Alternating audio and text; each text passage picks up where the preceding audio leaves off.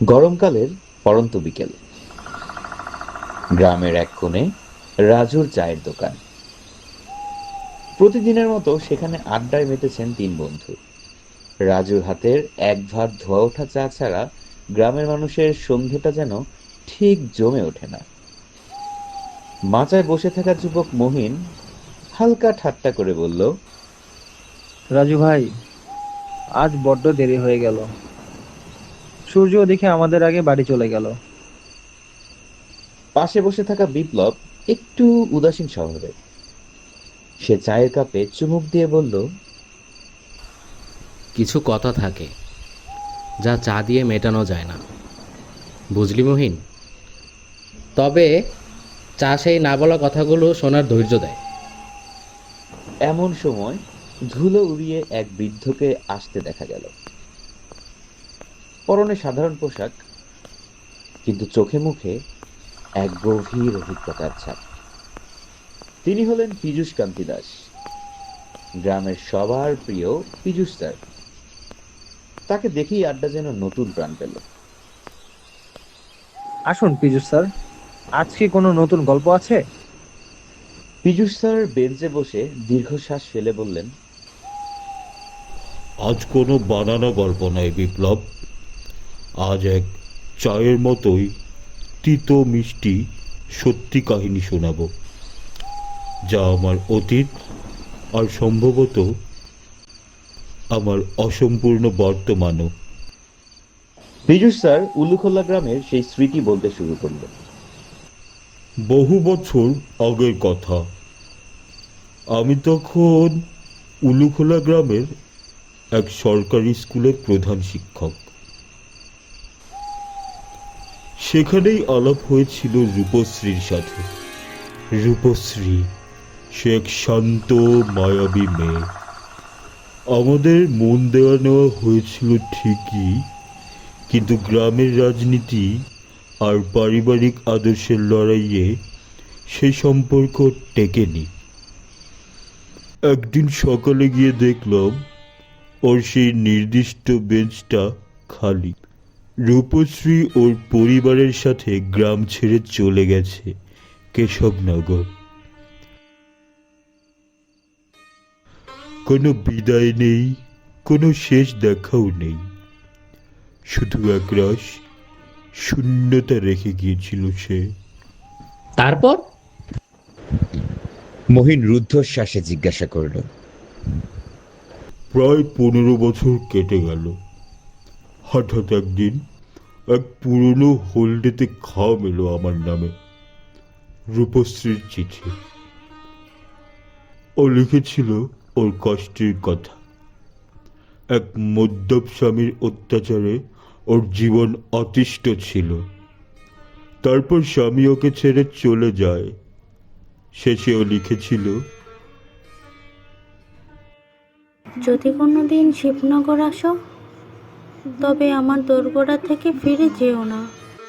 শ্মশানের বিভীষিকা ও সেই অলৌকিক সাক্ষাৎ পীযূষ স্যারের গলার স্বর এবার ধীর হয়ে এলো। হাতে রূপশ্রীর চিঠি আর বুকে 15 বছরের পুরনো এক ধূপপুকুনি নিয়ে আমি একদিন রওনা হলাম। কেশবনগর স্টেশনে যখন পৌঁছলাম তখন রাত নেমেছে।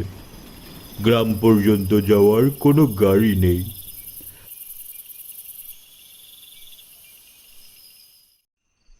এক দোকানদার পথ দেখিয়ে বলল, শ্মশানের উপর দিয়ে একটা সরু রাস্তা গেছে, তবে সাবধান বাবা, রাতে ও পথে অশরীরা ঘুরে। আমি ভয় পেয়েছিলাম, কিন্তু অনুশোচনা ছিল ভয়ের চেয়েও বেশি।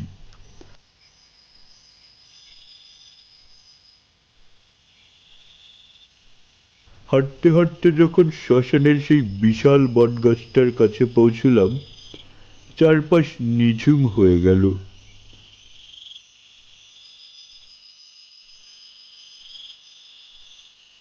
হঠাৎ কানে এলো এক পরিচিত কণ্ঠস্বর।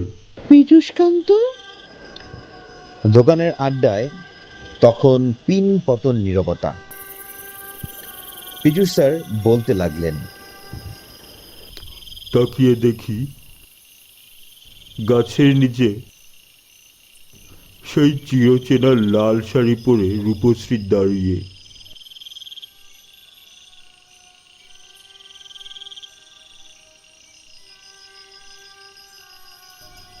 ওর চোখে কোনো জল ছিল না, শুধু এক গভীর শূন্যতা। আমি কাঁপা কাঁপা গলায় বললাম, রূপশ্রী, আমি এসেছি, আসতে অনেক দেরি হয়ে গেল।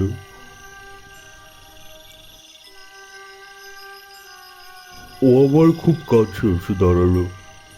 ওর নিঃশ্বাস ছিল বরফের মতো ঠান্ডা। ও ফিসফিস করে বলল, খুব দেরি করে ফেললে পীযূষকান্ত, চলো এবার যাওয়ার সময় হয়েছে। ঠিক তখনই পেছন থেকে এক বৃদ্ধ দৌড়ে চিৎকার করে উঠলেন, থামো বাবা, ওর সাথে যেও না। তাকিয়ে দেখি এক বৃদ্ধ মানুষ, রূপশ্রীর কাকা। তিনি হন্তদন্ত হয়ে এসে বললেন, রূপশ্রী তো 2 বছর আগেই এক দুর্ঘটনায় মারা গেছে। আজ ওর মৃত্যু বার্ষিকী। ও অতিরিক্ত আত্মা হয়ে এখানেই কারোর জন্য অপেক্ষা করছিল। পীযূষ স্যার থামলেন। তার চোখ তখন ছলছল করছে। আমি যখন আবার সামনের দিকে তাকালাম, দেখলাম সেই বট গাছ, সেই নীল শাড়ি পরা মেয়েটি সব উধাও।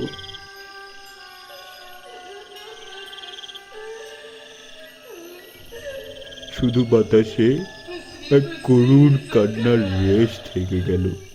গল্প শেষ হবার পর রাজুর চায়ের দোকানে যেন এক অলৌকিক নিস্তব্ধতা নেমে এলো। স্টোভের আগুনের শব্দও যেন স্তব্ধ হয়ে গেছে। পীযূষ স্যার ধীর পায়ে উঠে দাঁড়ালেন।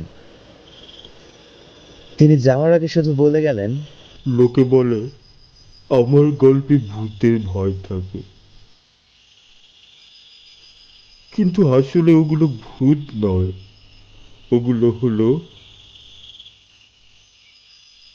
সেই সব অসম্পূর্ণ আত্মা যারা তাদের জীবনের শেষ কথাটুকু বলার জন্য এক লেখকের অপেক্ষা করে। অন্ধকার রাস্তায় পীযূষ স্যারের ছায়াটা ক্রমশ মিলিয়ে গেল, আর পেছনে পড়ে রইল 3 বন্ধুর অবাক দৃষ্টি আর 1 কাপ ঠান্ডা হয়ে যাওয়া চা।